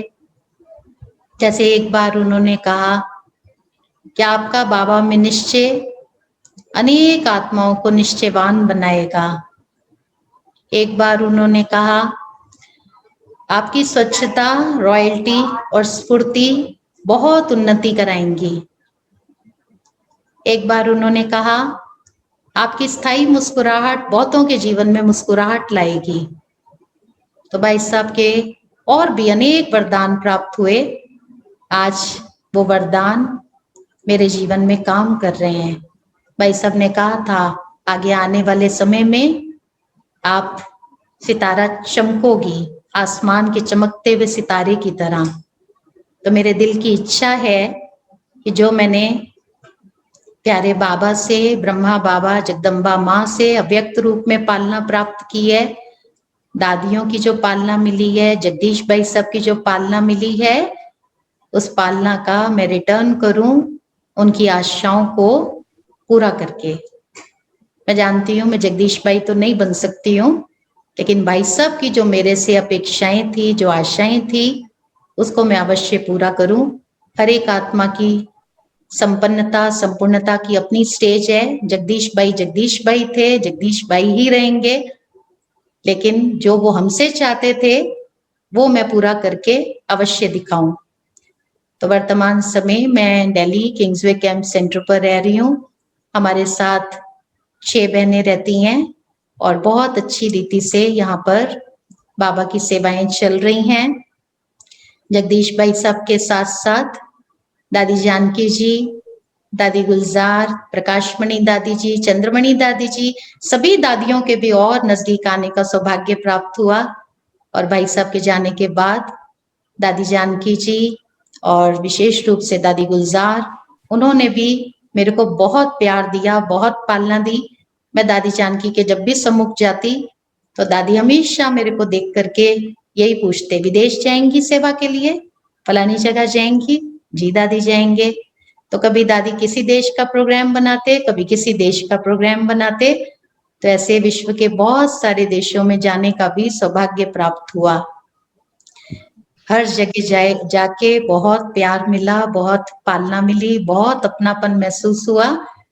तो सार रूप में मैं आप सबको यही कहूंगी, ये ब्राह्मण जीवन सुखों से भरा जीवन है। मेरा पुरुषार्थ इतना नहीं रहा, जैसे कहते हैं ना ऊपर वाला जब देता है तो छप्पर फाड़ के देता है, तो मेरा पुरुषार्थ इतना नहीं रहा जितनी मेरे को प्रारब्ध मिली है। मैं वरदानों से पली हूँ और मैं वरदानों से ही पलती रहूंगी। बातें आई हैं, अभी भी बातें आ रही हैं, आगे भी आएंगी मैं जानती हूँ, लेकिन हमेशा बातें आई तो जैसे पानी पर लकीर की तरह आई और चली गई। मैंने हमेशा अपने आप को शक्तिशाली महसूस की है। तो बाबा ने मेरा इतना बेड़ा पार किया है, आगे भी बाबा मेरा बेड़ा पूरा पार लगा देंगे। ओम शांति। ओम शांति। क्या कहे साधना बहन, आपने तो कहूँगा निशब्द कर दिया।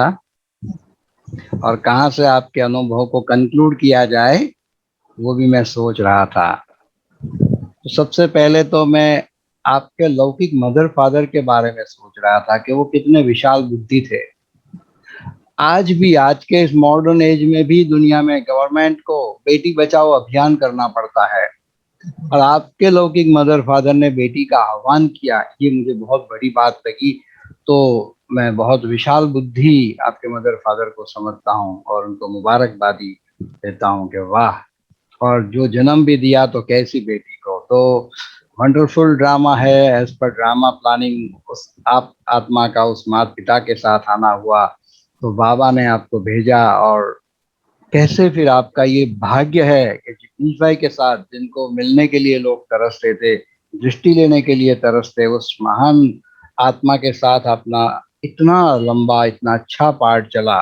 और आपने जैसे अभी कहा, लास्ट में एक बात कही कि आपने इतना पुरुषार्थ नहीं किया लेकिन प्रारब्ध आपको बहुत मिला। तो बाबा की वो बात याद आती है, क्योंकि आपने दुआएं बहुत पाई है और वो भी दुआएं जगदीश भाई से पाई है, तो प्रारब्ध तो मिलना ही मिलना है। तो एक एक बात का विस्तार करूंगा तो वो भी 1 घंटा हो जाएगा। तो आपकी जो अनुभव की बातें है वो बहुत ही प्रेरणादायी सारे विश्व की आत्माओं के लिए रहेगी। और खजाना मैं जो कहूँगा आपने आज लुटाया, इसलिए आपको कोटि कोटि बधाई, आपका बहुत बहुत धन्यवाद। तो भले हमको 8-10 महीने साधना करनी पड़ी, लेकिन साधना का फल आज हमको इस 1 घंटे, सवा घंटे में मिल गया। आपका बहुत बहुत शुक्रिया। एक बात आखिर में कहना चाहता हूँ, जो आपने बताई कि जगदीश भाई की आंखों में तो कुछ मोती आ गए, उनको दिल में था कि मैं बाबा को प्रत्यक्ष करूं और वो नहीं कर पाए। लेकिन आपको तो याद है ही है, जब संदेश लेकर के आई लास्ट में, तो मुझे याद है और बाबा ने बताया कि बाबा ने वरदान दिया कि बाबा की प्रत्यक्षता के निमित्त जगदीश भाई ही बनेंगे। तो प्यारे साथियों, मैं ये इसलिए कह रहा हूँ कि बाबा जब संकल्प शुभ होता है तो वो संकल्प फलीभूत अवश्य करता है। तो संदेशी के द्वारा ये संदेश आया हुआ है कि भले जगदीश भाई ने शरीर छोड़ दिया, लेकिन बाबा की प्रत्यक्षता के निमित्त जगदीश बच्चा ही बनेगा। ये मुझे आज भी बराबर ही वो संदेश याद है। शायद वो 12वें दिन का ऐसा संदेश था और ये पक्का मुझे याद है। तो फिर से एक बार आपका धन्यवाद। शिव कुमार भाई, आप भी 2 शब्द कहे। ओम शांति। जो दीदी जी सुना रही थी ना कि भाई साहब लिखने की, तो ग्लोबल हॉस्पिटल में एडमिट थे, उनकी एक बात मुझे अचानक याद आई। तो ग्लोबल हॉस्पिटल में एडमिट थे, आईसीयू में थे, और उनकी लिखने की जो मतलब कहें कि रुचि जो थी वहां भी चल रही थी। वहां रात को जो भाई अटेंडेंट वहां आईसीयू में रहता है, उसको भाई साहब कहते हैं कि आपने कितना पढ़ाई पढ़ा है। उसने कहा कि भाई साहब मैं मैट्रिक फेल हूँ। तो बोला लिख, जो मैं बोलूंगा हिंदी में कुछ लिख तो सकते हो ना? बोला हाँ लिख सकता हूँ। तो भाई साहब ने बोला अच्छा कुछ कागज और पेन लिया। तो भाई साहब उनको रात्रि को आईसीयू में लेटे लेटे बोलते जा रहे हैं, और वो अटेंडेंट भाई जो है लिखता जा रहा है। कोई अपनी बहन बीके बहन गई, बोला अरे भाई साहब ये क्या? तो बोला इसमें हर्जा क्या है, मैं बोलता जा रहा हूँ, वो लिखता जा रहा है।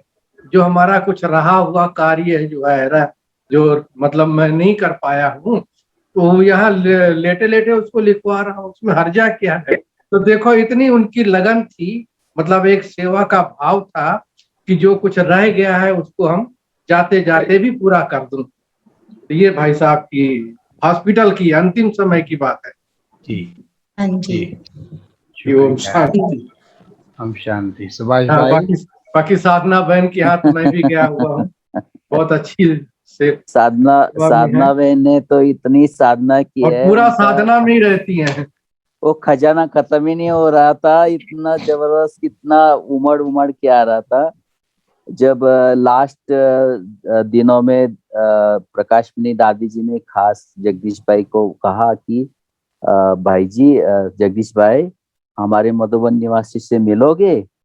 तो खास वो पकड़ पकड़ के आए, दादी हाथ में उनका हाथ लेके स्टेज पे आया मेडिटेशन हॉल में, और वही जो साधना बहन ने बताया वही बात उन्होंने वहां बताया कि मेरे को जाने का कोई गम नहीं, लेकिन बस मैं बाबा को प्रत्यक्ष नहीं कर पाया, ये मेरे को बहुत दुख। तो ये काम मैं आप सभी को देके जा रहा हूँ, और सभी मधुबन निवासी ने हाथ खड़ा किया, और दादी ने कहा कि हम सब आपको प्रॉमिस करते हैं, हम बाबा को प्रत्यक्ष करके। फिर उसी समय दादी ने अपने बाहों में लिया, और फिर जगदीश भाई वहां आगे बोल नहीं पाए, फिर दादी लेके गए उनको। ये लास्ट उनका क्लास हमारे मधुबन निवासी का था। तो बहुत अच्छा, बहुत बड़ी बात ही है, बहुत अच्छा। साधना बहन को और एक बार साधना करानी पड़ेगी। दिनेश भाई, आपने मेरे मन की बात कह दी। थैंक यू दिनेश भाई, थैंक यू सुभाष भाई, शिव कुमार भाई, हमारे डॉक्टर भाई भी दिखाई दे रहे हैं। जी डॉक्टर साहब, थैंक यू, आप सबने मौका दिया सबसे मिलने का। आज तो आप जाटकू बहन ने सारी माया को लकीर की तरफ फेंक देने वाली दीदी ने कितना अच्छा जगदीश भाई का अहवाल दिया। वंडरफुल। बहुत लोगों को, सारी दुनिया को ये मालूम पड़ेगा ये कौन थे वो जगदीश भाई। हम भी कई बार जगदीश भाई के संपर्क में आए हैं। मेडिकल विंग में था मैं, इसलिए भी आया था, और यहाँ भी हम लोगों ने बुलाया था बड़ौदा में, हाई लेवल मीटिंग भी एक बार रखी थी, तब भी आए थे।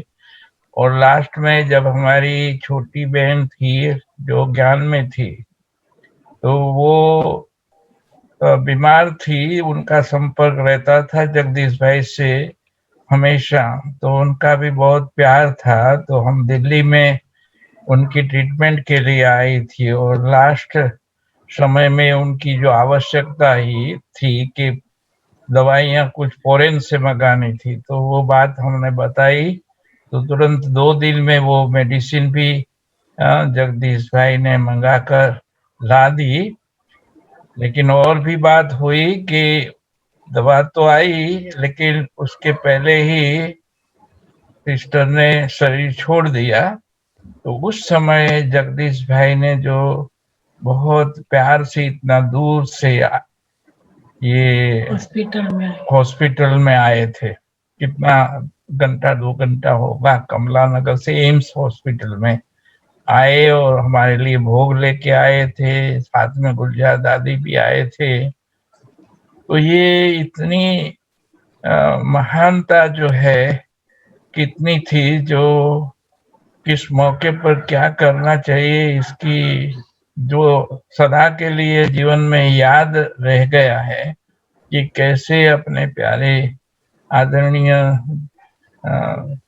जगदीश भाई का कितना प्यार था, जो खास भोग लेके आए थे और हमको खिलाया था।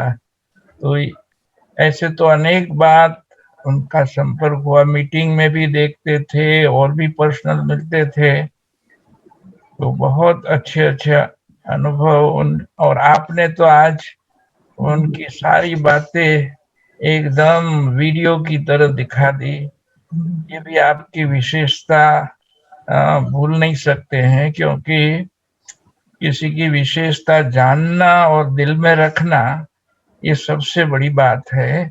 और इसी के कारण आपका ये लव है उनके प्रति, और उनका जो लव है वो प्रत्यक्ष हो रहा है। तो आप भी तो आज यही काम कर रहे हैं, जगदीश भाई को प्रत्यक्ष करना माना बाबा को भी प्रत्यक्ष करने की बात हो ही जाती है। तो आपको तो बहुत बहुत धन्यवाद है, शुक्रिया भी है। और हम सब की इतने सारे भाई बहन क्या वर्ड की दुआएं मिलेंगी। ये वहाँ साधना बेन, हमारी साधना बेन बाबा को प्रत्यक्ष करेंगी। जगदीश भाई को प्रत्यक्ष करना माना बाबा को प्रत्यक्ष करना ही हो जाएगा। इसीलिए आज बहुत खुशी हुई है, और जो भी सुनेंगे अभी भी बाद में वो भी बहुत खुश होंगे। और जगदीश भाई के चरित्र के साथ आपका चरित्र भी दिखाई देता है, कैसे इतने अच्छे आशीर्वाद आपको उनसे और बाबा से मिले हैं। तो वहाँ बाबा, वहाँ आज का मीटिंग, और वहाँ हमारे प्यारे साधना बहन, आपको बहुत बहुत इतना हर्षित चेहरा देख के बहुत खुशी होती है। बहुत बहुत धन्यवाद। ओम शांति। Thank you. ऐसे कहा जाता है ना, माँ पे पूंछ पिता पे घोड़ा, बहुत नहीं तो थोड़ा थोड़ा। तो हमारे लिए तो हमारे माता पिता जगदीश भाई सब थे, तो उनके साथ रहे तो उनके कुछ ना कुछ संस्कार तो आने ही थे ना। उनके साथ रह के आने की बात नहीं है, के साथ रह के सीखा भी है, और दिल की ये आशा भी है। दुनिया में कहते हैं ना, मातृ ऋण पितृ ऋण, तो हमारे ऊपर भी बहुत ऋण है, बाबा का भी और जगदीश भाई साहब का भी, हमारी दादियों का भी। तो ये ऋण उतारना है। तो जो भी बड़ों की हमारे प्रति आशाएं हैं, वो उनकी आशाएं जरूर पूरी करनी है। ये मेरे जीवन का लक्ष्य है। धन्यवाद धन्यवाद। बहुत अच्छा साधना बेन, थैंक यू। सबका सुना। आपको बड़ौदा में जरूर आना है हमारे पास। जी चंपा बेन, थैंक यू। और अब तो आपकी प्रारब्ध का एक गीत की लाइन भी बोलते हैं कि आप आने वाले सतयुग की महारानी हो। गीत है ना मिनेश भाई? जी जी जी। ये इनका इतना भाग्य है, बचपन से ही जो प्यार से पले, और बाबा के घर में भी इतनी महान आत्मा का साथ रहा, इतनी महान आत्माओं से प्यार पाया। तो आने वाले सतयुग की आप महारानी हो। ओम शांति। मेरा तो भाई साहब को भी शत शत नमन है, जगदीश भाई साहब को, जो सच में मेरे जीवन का उन्होंने कल्याण कर दिया, मेरा उद्धार कर दिया। मेरे को उनका साथ मिला, मेरे को उनकी पालना मिली। ये मेरा बहुत बहुत बड़ा सौभाग्य है। जब मैं भाई साहब के साथ थी तब शायद मैं इतना इस बात का महत्व नहीं समझती थी। मैं तो जैसे लौकिक घर में माता पिता और बच्चे रहते हैं ऐसे ही मैं भाई साहब के साथ रहती थी, किंतु आज मेरे को उनकी पालना वो याद आती है और उसका बहुत महत्व है मेरी बुद्धि में। तो मैं ये सच में मेरे दिल का संकल्प है, इच्छा है कि मैं भाई साहब की आशाओं को जरूर पूरा करूं। तो आज देखो भाई सुभाष साहब की भाई ने जगदीश भाई का मुखड़ा भी दिखा दिया। हाँ जी जगदीश भाई की गोद में बैठ गए। और आज का जो विशेष सेशन हुआ है इसमें सुभाष भाई का पार्ट बड़ा है। तो हमने तो साधना की लेकिन हमें वो सफलता के निमित्त तो फिर भी सुभाष भाई ही बने आखिर में। तो इसके लिए सुभाष भाई का भी शुक्रिया। और शिव कुमार भाई आपका भी धन्यवाद। हाँ जी, वो एक बार गुलजार दादी जी ने बताया कि मैं वतन में गई तो वहां पर बाबा कह रहे थे कि जगदीश भाई के लिए कह रहे थे कि आपको सभी कोई न कोई बात से याद करते रहेंगे। जी जी जी भाई साहब बहुत सारा हमें खजाना दे गए हैं, क्लासेस के रूप में, साहित्य के रूप में बहुत कुछ दे गए हैं। वो तो अमर हैं। साकार में थे तब भी अपने को गुप्त रखना पसंद करते थे। सबके अंदर योग्यताएं, विशेषताएं, कलाएं, गुण भरते थे, सबको आगे रखते थे और उनको बहुत खुशी होती थी कि सब आगे हों, सबकी महिमा हो। और अव्यक्त होने से कुछ साल पहले से ही तो वो कहते थे ये सब उपाधियां मेरे को नहीं चाहिए, मैं चीफ स्पोक्समैन हूँ, मैं ऑथर हूँ, मैं फलाना हूँ, मुझे कुछ नहीं चाहिए, मैं तो बाबा का बच्चा हूँ, मैं तो सेवाधारी हूँ। तो उनको गुप्त रहना बहुत पसंद था, सबको आगे रखना। तो वो तब भी गुप्त थे ब्रह्मा बाबा की तरह, और आज भी अव्यक्त रूप में वो गुप्त हैं और गुप्त रूप में अभी भी वो अपना कार्य कर रहे हैं। तो जैसे मिनेश भाई ने कहा कि उनके द्वारा बाबा की प्रत्यक्षता होगी जरूर, वो निमित्त बनेंगे। तो आप सभी का बहुत बहुत दिल से शुक्रिया जो आप सब ने हमको आज ये मौका दिया। और आप सभी भाई बहनों को भी बहुत दिल से निमंत्रण है, आप भी लॉकडाउन जैसे पूरा हो दिल्ली किंग्स कैंप में आए, बाबा के घर में आए, बहुत खुशी होगी, बहुत अच्छा लगेगा। Thank you thank you. Thank you. आपने भी आज अनुभव के रत्नों की थालियां भर भर के लुटाई, इसलिए धन्यवाद।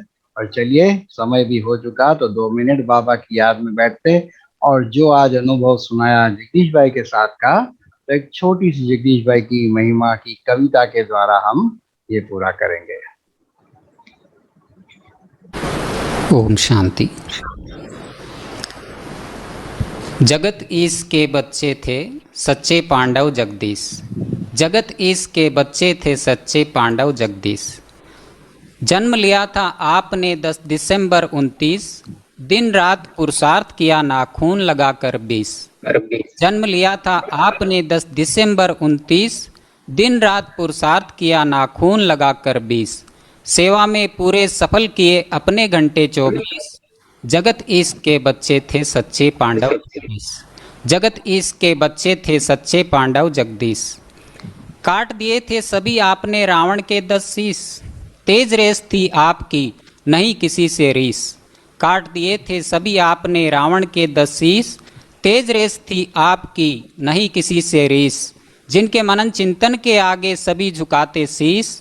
जगत ईश के बच्चे थे सच्चे पांडव जगदीश। जगत ईश के बच्चे थे सच्चे पांडव जगदीश। परवरिश दी जिसे आपने बन गए वो वारिस। कलाकार या नेता हो या हो न्यायाधीश। परवरिश दी जिसे आपने बन गए वो वारिस। कलाकार या नेता हो या हो न्यायाधीश। चक्र लगाया विश्व में स्थापन करने पीस। जगत ईश के बच्चे थे सच्चे पांडव जगदीश। जगत ईश के बच्चे थे सच्चे पांडव जगदीश। श्रीमत से श्रृंगार किया और अपनी की पॉलिश। लिखना सिखाया बाबा ने की ब्रेन की मालिश। श्रीमत से श्रृंगार किया और अपनी की पॉलिश। लिखना सिखाया बाबा ने की ब्रेन की मालिश। अच्छी राय देते थे आप बिन कौड़ी खर्चे फीस। जगत ईश के बच्चे थे सच्चे पांडव जगदीश। जगत ईश के बच्चे थे सच्चे पांडव जगदीश। मुरली का सम्मान किया कभी नहीं की मिस, जमा दुआएं खूब की और अपने पर आशीष। मुरली का सम्मान किया कभी नहीं की मिस, जमा दुआएं खूब की और अपने पर आशीष। अब भी याद कर रहे सभी सन्यासी और मठाधीश, जगत ईश के बच्चे थे सच्चे पांडव जगदीश। जगत ईश के बच्चे थे सच्चे पांडव जगदीश। ओम शांति। बाबा तुम्हारी शिक्षाएं सदा है संग हमारा।